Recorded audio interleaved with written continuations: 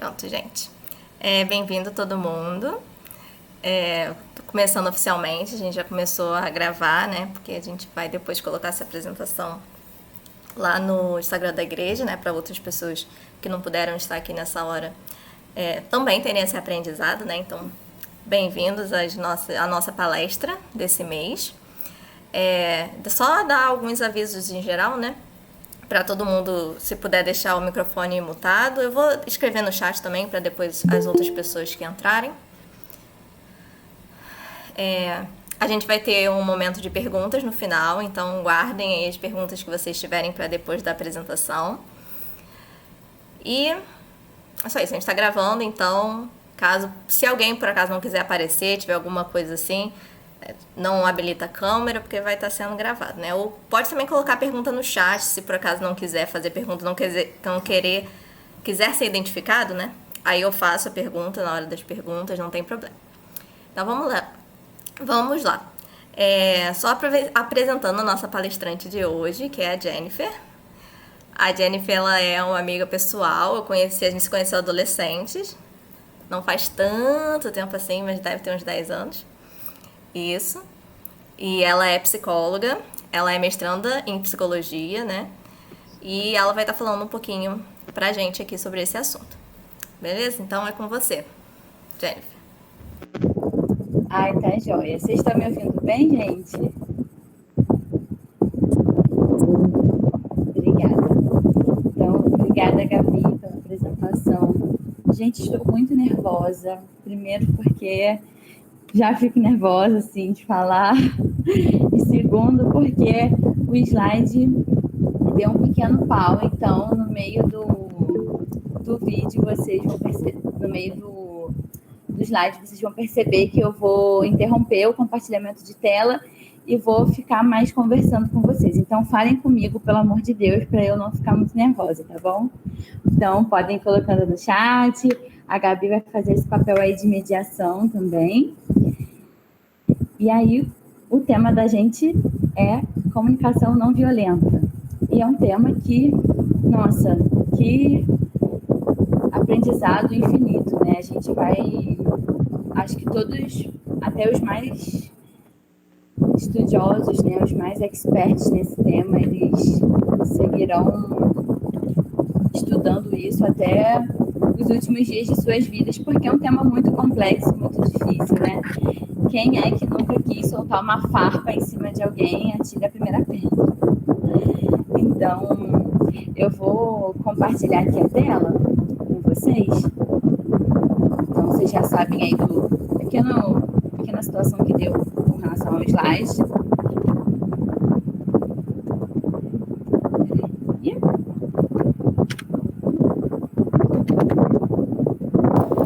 Jennifer, só avisar que o barulho está um pouquinho alto. Barulho de ventilador? É. Ah, tá. Desculpa. Melhorou? Muito. Nossa, outra coisa. Nossa, beleza. Obrigada. É porque eu coloco em cima de mim, agora tá meio que atrás. Eu vou baixar ele um pouquinho, coitado. Tá muito forte também. Pronto, agora sim. Então, vou colocar aqui. Acho que é aqui. Ai, gente, eu esqueci que o Meet não dá para eu ver vocês. Eu vou tentar fazer ficar alternando entre o Meet e a apresentação, e aí qualquer coisa, se sumir, se der algum problema, vocês me comunicam. Combinado? Sim. Beleza. Então, o tema, comunicação não violenta, e eu vou começar explicando o que é isso, né? O que é essa comunicação não violenta. A comunicação não violenta, ela é uma proposta bem diferente, assim. Ela é algo, chega a ser até incômodo em relação à forma que a gente se relaciona hoje e a forma que a comunicação não violenta propõe que a gente se relaciona. Porque a nossa visão, o nosso olhar, o nosso raciocínio sobre as pessoas, ele está bem enviesado para uma forma X, né? E a comunicação não violenta, ela meio que vai contra a maré dessa coisa que está aí em em voga, né? E que sabemos que não está dando certo porque nossa sociedade está aí se matando. Então, se desse certo esse estilo de comunicação, não estava do jeito que está. Então, esse estilo de comunicação ela foi proposta pelo psicólogo Marshall Rosenberg. Ele é um fofo, muito sábio, assim. Ele tem algumas obras, palestras também, vocês encontram no YouTube. Os livros dele agora estão um pouquinho mais caros, porque é algo que está um pouco mais difundido, mas ainda assim tem um valor acessível, então é joia assim, de acessar as obras dele. E o X da questão ali da comunicação não violenta, a gente está consciente ali das nossas necessidades, das necessidades das outras pessoas, para que a gente consiga se comunicar sem se machucar, sem machucar o outro, conseguir ouvir sem ofender, né? Sem nos ofender também, né? E aí, para a gente começar essa palestra, esse bate-papo, eu queria ouvir de vocês, né? O que vocês acham que aliena da vida e o que serve à vida? Ou seja, o que aliena da vida são as coisas que te desconectam da vida. Vou dar um exemplo. O egoísmo desconecta a gente da vida, né? Na Bíblia a gente encontra vários exemplos de coisas que desconectam a gente à vida e sabemos também de coisas que servem a gente à vida. Então, por exemplo, o amor serve à vida. Então, eu queria ouvir de vocês, ou podem colocar aí no chat também, coisas que vocês acham que alienam e que enriquecem a vida, né? Que, enfim, que servem à vida. Estou vendo aqui que vocês vão colocando aqui. Não fiquem tímidos, tá? Podem abrir o microfone ou falar pelo chat, vocês que sabem. Então, recapitulando, as coisas que alienam a vida são as coisas que nos desconectam da vida, que nos fazem mal, nos adoecem, e as coisas que nos enriquecem, que servem à vida, são as coisas que nos aproximam, que nos fazem valer a pena aqui a nossa caminhada.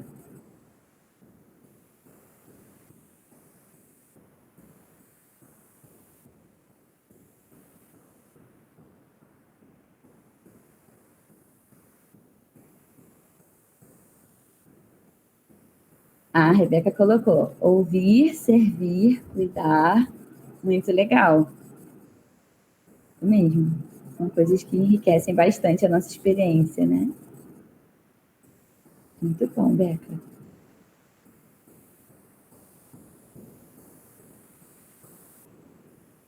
Carinho, abraços, sim. Afeto, né? De forma geral, uma coisa que serve muito à vida. Muito bom. E aqui eu vou trazer para vocês duas imagens que mostram um lobinho, que é chamado de chacal, né, pelo Marshall, que foi o fundador da comunicação não violenta, e a girafa. O lobinho, que é o chacal, ele vai mostrar para a gente o padrão de comunicação violenta, né, que a gente vai tentar se afastar. E a girafinha, o padrão de comunicação não violenta, que é o que a gente está tentando se aproximar. Então, o que aliena da vida?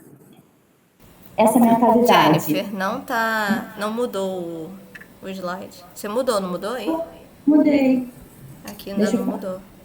Deixa eu fazer o seguinte, então. Vou voltar. Obrigada, Gabi, por avisar.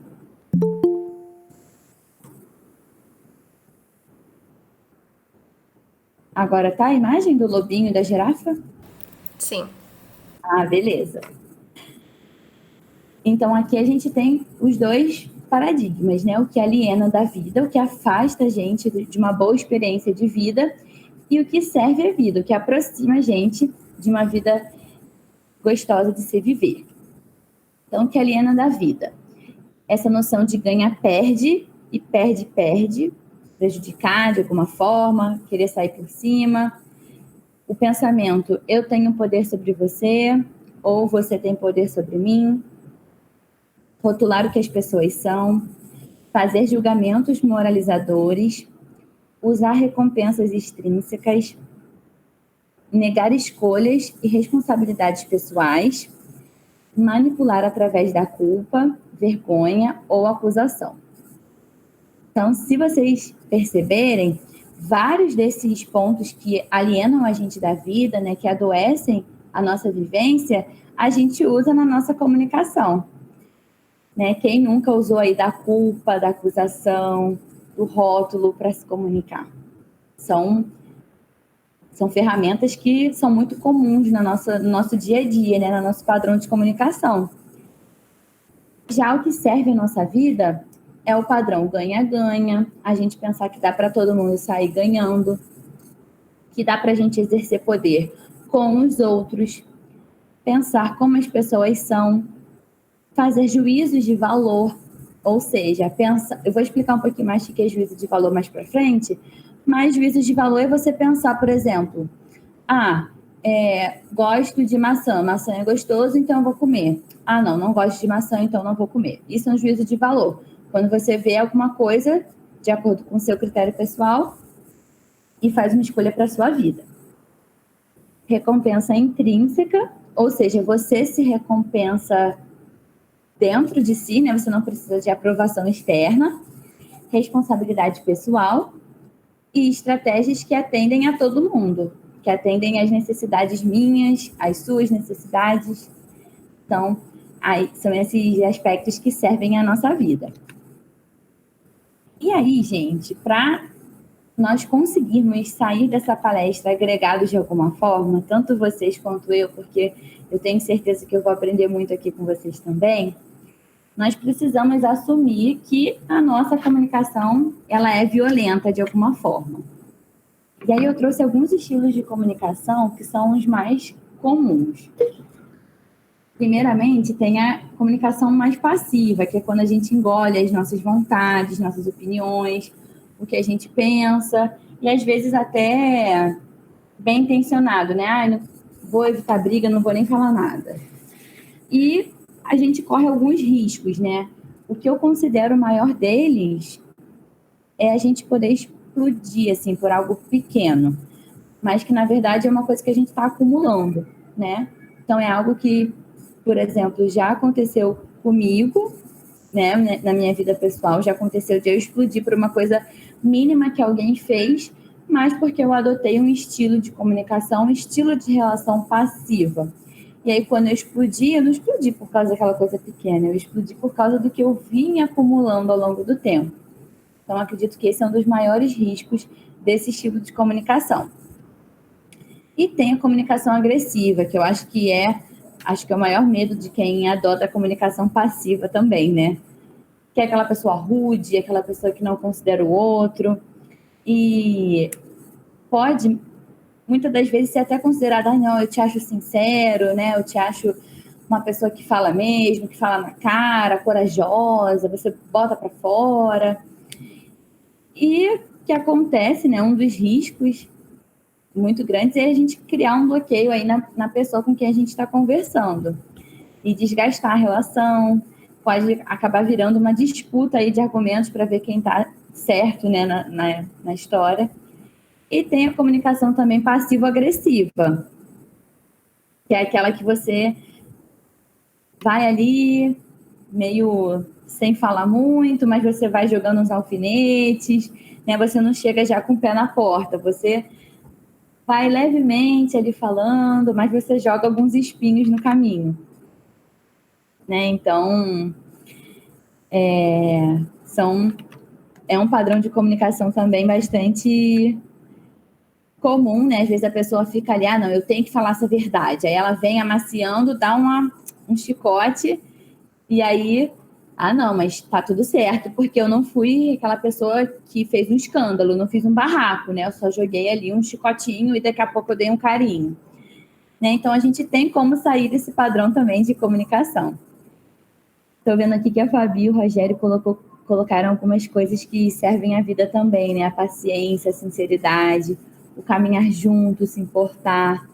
Com certeza, são coisas que agregam muito a nossa caminhada, né? E conversam muito com a comunicação não violenta. E a gente tem o padrão de comunicação assertiva, né? Que a gente falou da passiva, agressiva, da passivo-agressiva e da assertiva. né? E dentro dessa está a comunicação não violenta. Dentro da comunicação não violenta, a gente é convidado a olhar para nós e para os outros, né? Então, a gente não fica só olhando para o nosso próprio umbigo, só porque a gente precisa. Não, a gente vai olhar também para o que o outro está precisando. E aí, uma coisa muito importante, né, da gente quebrar é o pensamento do que causa os nossos sentimentos. Aqui eu acabei dando um spoiler, né, na correria de fazer o slide, mas o que causa os nossos sentimentos não é a Gabi virar para mim e, não sei, ter falado que ia me dar um presente de Páscoa e chegar para mim com serenata de amor. E eu ficar com raiva porque serenata de amor não é presente de Páscoa. Né? Pô, um serenata de amor, um bombonzinho, né? A Gabi tinha que saber que isso não é presente que se dê para uma amiga, né? Uma amiga de tantos anos. O que causa a minha irritação, o meu sentimento, não é o serenata que a Gabi me deu. É a minha expectativa e a leitura que eu fiz da situação. Né? Então, a gente tem aí um descompasso entre a minha necessidade, a minha expectativa e o que aconteceu e o que a Gabi fez, né? Então, o que aconteceu foi isso. As duas coisas destoaram. E quando a gente enxerga dessa forma, a gente consegue dar mais leveza para as relações e enxergar menos como um campo de batalha, né? Então, a gente precisa distinguir, né, o estímulo da causa. Então, a Gabi pode até ter colocado ali um estímulo, né, para eu ficar chateado, porque o que ela fez, digamos que foi um ativador, né, daquela necessidade, daquela expectativa minha. Mas a necessidade, a expectativa era minha. Né? A Gabi, em momento nenhum, falou para mim que ia chegar com Copenhagen. Ela falou para mim que ia me dar um presente de Páscoa. Né? Então, quando eu falo para ela, por exemplo, Gabi, eu estou triste porque você fez isso. Eu estou terceirizando a responsabilidade, eu estou jogando a responsabilidade no colo dela. Né? E quando eu falo, Gabi, eu estou me sentindo um pouco decepcionada, porque eu gostaria de receber um presente como uma barra ou um ovo, porque para mim é importante um presente maior na Páscoa, e não um bombom, que é um presente mais do dia a dia. Eu tinha essa expectativa. Então, da próxima vez que você for me prometer um presente, eu peço para você ser mais específica, para eu conseguir também saber ali o nível de expectativa que eu vou ter. Então, eu assumo que eu tenho responsabilidade naquele conflito, sabe? É uma coisa que a Gabi tem a responsabilidade dela, tanto que eu estou fazendo um pedido para ela, né, da próxima vez, Gabi, quando você for me dar um presente, blá, blá, blá, blá, eu estou fazendo um pedido para ela, então ela tem a responsabilidade dela, mas eu estou assumindo que eu também tenho a minha. E aqui, gente, eu quero que a gente fuja da noção de culpa. A Gabi tem culpa, mas você também tem culpa. Você também tem culpa porque você tinha expectativa. Não. Vamos tentar sair um pouquinho dessa noção de culpa, tá? Porque a ideia é a gente assumir responsabilidade para focar em soluções e não em culpados, tá? Então, aqui eu trouxe de novo como a ideia, né, da nossa palestra trazer essa questão da pandemia, da nossa convivência, né, na pandemia, que se intensificou muito, e, consequentemente, os conflitos se intensificam muito. Eu trouxe alguns exemplos, né, do chacal e da girafinha com falas do cotidiano. Então, eu acho que isso pode ajudar a gente a já refletir, tipo, amanhã, né, se eu tiver algum desentendimento no almoço de domingo ali com a minha mãe, com meu esposo, com a minha esposa, eu acho que eu já posso falar desse jeito. Eu tô meio parecendo lobinho aqui, mas eu já posso falar igual a girafinha. Aqui no primeiro quadradinho, a gente vê que o chacal, ele acusa os outros por não ter as suas necessidades atendidas. Ele não toma responsabilidade. E aí eu queria pedir para alguém se voluntariar para ler os 3 balãozinhos aí do chacal, do lobinho, por favor. Posso ler? Tá bom, obrigada. Você me deixa com raiva quando não me escuta. Preciso que você me considere mais. Estou me sentindo desapontado porque você não está atendendo minhas necessidades. Muito obrigada, Fabi. Então a gente vê, olha, todo um padrão de jogar para o outro a responsabilidade. A fatia dele, a parte dele ali no conflito não tá explícita aí nessa fala. Já a girafinha, ela toma a responsabilidade, né, pelos sentimentos, pelas necessidades dela.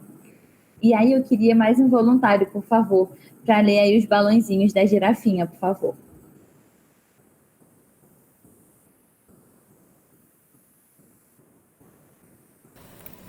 Eu leio.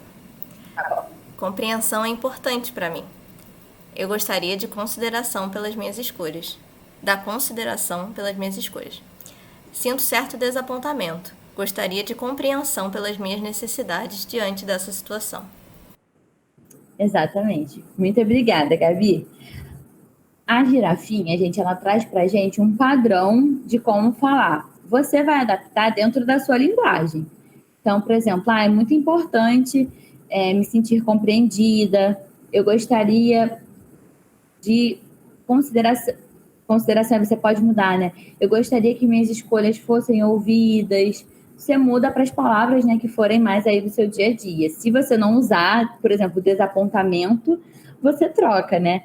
Sinto frustração, estou me sentindo frustrada, estou me sentindo chateada, gostaria de compreensão pelas minhas necessidades. Você vai adaptando ao seu próprio vocabulário, tá? A ideia não é a gente focar no fazer, e sim no ser, né? Porque a comunicação não violenta, ela não é só uma forma de falar, né? Ela é toda uma forma de você raciocinar em cima do relacionamento. Então, por isso que eu falei, para a gente tentar sair um pouquinho daquela noção de culpa e a gente assumir outras posturas para que essas falas saiam de forma mais natural para a gente, tá bom?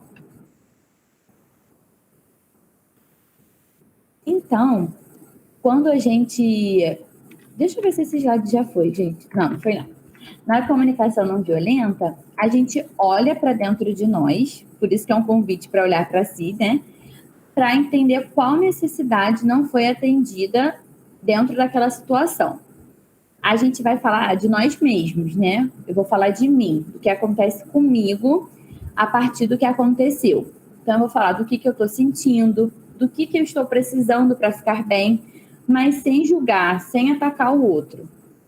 Então, dessa forma, fica um pouco mais fácil sair desse lugar de apontar o dedo, né, de acusar e de briga, né? Porque geralmente as brigas começam aí.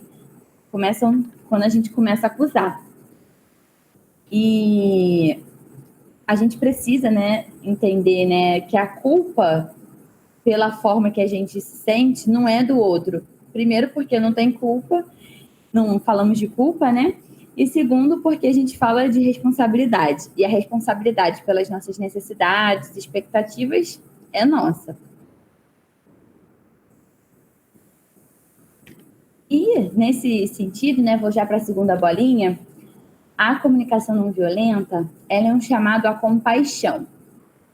Isso é uma coisa que me deixa muito fascinada, assim, na comunicação não violenta, porque ela traz a compaixão comigo mesma, para que eu olhe para mim e fale, não, peraí, beleza, eu tô sentindo isso, sabe? Tranquilo, eu tô sentindo isso. Vamos, talvez, manejar a forma como eu vou me expressar, manejar minha reação, mas a gente valida o que a gente está sentindo. Comunicação não violenta não é você olhar para dentro de você e falar, não, você não pode sentir raiva, apaga essa raiva de dentro de você, raiva é errado, raiva é pecado. Não, é ter compaixão pelo que você está sentindo e de tanto fazer esse movimento com você mesmo, você vai começar a entender que o outro também tem seus processos, né? E que o outro também age de algumas formas que a gente pode não estar concordando por ter suas necessidades não atendidas. E quando a gente vê dessa forma, a gente consegue não levar tanto para o pessoal. E isso, né, eu vou falar em especial para quem lida com crianças de alguma forma. Quando a gente pensa na criança, né, por exemplo, uma criança fazendo uma birra, né, ou falando até pra gente, criança, muitas vezes tem isso de falar assim, não sou mais sua filha, não gosto mais de você, né, até num dos meus atendimentos dessa semana, um paciente meu falou, não vou mais ficar na consulta, eu vou embora para a escola. Foi até engraçado, assim, porque eu percebi que a questão ali não era comigo, sabe? Não era não gostar de mim, e sim, ele estava com uma necessidade ali de reduzir a ansiedade dele, né? No caso do meu paciente, que naquele momento eu não estava atendendo, e aí ele partiu meio que para essa linguagem mais de atacar. E a criança da mesma forma, quando ela está fazendo a birra, quando ela está chorando, gritando, né? Ela está ali com alguma necessidade, por mais boba que essa necessidade pareça, né? Às vezes é a necessidade de um biscoito, é a necessidade de um brinquedo, mas ela não consegue ter esse poder argumentativo todo que a gente tem, então ela faz o que faz, né? Então a gente, vendo dessa forma, a gente já não leva para o lado pessoal. A criança não quer te envergonhar, a criança não quer te esculachar, né? Não quer ela quer me atacar, é um ataque pessoal, ela quer desafiar minha honra. Não, né? É uma questão dela com a necessidade dela. E pensando nos adultos, que a gente sabe que sim, é mais comum que os adultos tenham, né, essas necessidades aí que não enriquecem a vida, que não servem a vida, a gente pode pensar, né, beleza, essa é a intenção dele, né, mas ele age dessa maneira porque é uma forma que ele encontrou de lidar ali com as necessidades dele também, não diz respeito a mim. Ele está me atacando, mas não porque eu mereço ou porque eu fiz por onde, mas sim porque ele não sabe outra forma de lidar com as suas questões. Então, a gente consegue separar um pouco mais, né? E isso não quer dizer que você vai aceitar tudo que as pessoas façam ou achar tudo correto, mas eu digo separar um pouco mais aquela carga emocional que a gente tem de trazer muitas coisas para o pessoal, que é um pouco perigosa, porque senão a gente não consegue raciocinar. E a comunicação não violenta, às vezes, exige que a gente raciocine, né? Para a gente olhar para dentro de si, a gente precisa estar um pouco mais centrado. A gente ter esse afastamento, assim, né, a nível de não trazer muito para o pessoal é importante. E aqui, gente, eu já vou entrar nos 4 passos da comunicação não violenta, tá? Então, a gente tem a observação, os sentimentos, as necessidades e os pedidos. No fundo, eu já falei de todos eles, eu só vou falar agora de uma forma mais sistematizada com vocês. A observação, para eu falar de observação, eu preciso falar com vocês de julgamento, que é por onde os conflitos começam, né? Então, eu acho uma coisa certa, eu falo para você, olha, eu achei isso errado, então o que eu acho certo é o que vale, então você está errado, vamos resolver isso. Então, a gente já chega assim, geralmente é aí que o conflito começa, né? Assim, queridos, parar de julgar é impossível, não tem como mesmo, né? Mas aí entra aquela diferença entre os juízos, que eu até comentei rapidamente, né? Que é o juízo de valor, que é onde a gente pensa, pondera o que vale a pena para a minha vida, o que não vale. E o juízo moralizador, que é quando a gente quer usar a nossa régua para a vida dos outros. Então, por exemplo, olha, fulano aceitar aquilo sinceramente, se submeter àquilo, olha, que tipo de pessoa que ela é. A gente faz esse tipo de juízo de valor, né? E esse tipo de juízo... A gente usa, né, como juízo de valor essa palavra, mas teoricamente, né, para o Marshall, é um juízo moralizador, porque ele atinge diretamente a moral da pessoa.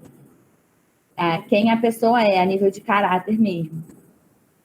Então, quando a gente julga uma pessoa pela vestimenta, pela cor de pele, pelo lugar de onde ela é, ou até pela escolha de vida mesmo, né? A gente vê isso em contextos onde tendem a ser mais conservadores, mais religiosos, a gente sabe que isso é bastante comum. E a gente precisa separar isso, né? Não é porque algo é certo para a minha vida que é certo para a vida da outra pessoa. Ah, Jennifer, então eu preciso agora pegar tudo que está todo mundo achando certo e pegar para mim. Não, não é isso. Mas é não diminuir o valor do outro, né? Diminuir quem o outro é, por ele não seguir o que você considera certo para sua vida. E aí a gente pode ter um olhar de curiosidade, um olhar de abertura, né? Não necessariamente, né, para incorporar na sua vida, mas para compreender da onde essa pessoa está partindo, quais experiências que essa pessoa tem, como que os juízos dela foram construídos, né? E quando a gente fala de julgamento, o julgamento bloqueia a compaixão, ele bloqueia a conexão. Então, consequentemente, a gente não vai conseguir estabelecer uma boa comunicação com essa pessoa. E aí, aqui tem dois exemplos de observação, julgamento e observação. Eu vou ler por causa do tempo, né, do horário que está avançando bastante. Então, aqui o Chacal vem dizendo, e aí o que eu vou pedir para vocês enquanto eu leio? Se vocês já se identificaram, porque eu particularmente já me identifiquei com algumas dessas falas, né? Já falei, eu já pensei. Ah, ele é a pessoa mais preguiçosa que eu já conheci. Ele não deveria ficar acordado até tão tarde. Ele nunca conseguirá levantar no horário. Ela é sensível demais. Senhor Santos é um mentiroso. Você é um gênio. Idiota. E agora a gente vai ver falas, né, pensamentos que são observações. Eu a vejo ler deitada na rede. Essa seria referindo à pessoa preguiçosa, né, que o Chacal julgou como preguiçosa. São 2h20 da madrugada e a sua carona está por vir às 7. Notei que você leu o livro Guerra e Paz em 2 dias. Eu a escuto chorar no quarto dela. Vi o Samuel furando a fila. O senhor Santos disse que deixou seu relatório na minha mesa de trabalho, mas eu não o vejo. Então, a gente percebe, né, nessa fala de observação que é como se a gente estivesse transcrevendo o que uma câmera está vendo. Basicamente é isso. A gente bate o olho e descreve, né? E aí o que a pessoa... ele nunca vai conseguir levantar no horário. A gente não é evidente, né, e tudo mais. Quando a gente exerce, claro, uma postura ali de autoridade, né, sobre a criança, a gente precisa ter um pouco mais de firmeza, né? Então, filho, precisamos dormir agora, porque a sua carona vem 7 horas, né? Então, vai mudar um pouquinho mais em relação à condução, mas o padrão de fala, gente, continua o mesmo, né? De observação, de constatar. E até a forma, né? O tom, né, de falar. Por exemplo, se a gente falar, eu a vejo ler deitada na rede. Olha, tô vendo ela deitada na rede, hein? A gente já traz um julgamento também, né, nesse tom de voz.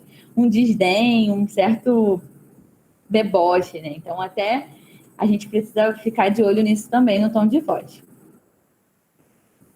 E aqui, gente, eu vou pedir para a gente fazer um exercício bem rapidinho, que é para a gente distinguir entre observação e julgamento.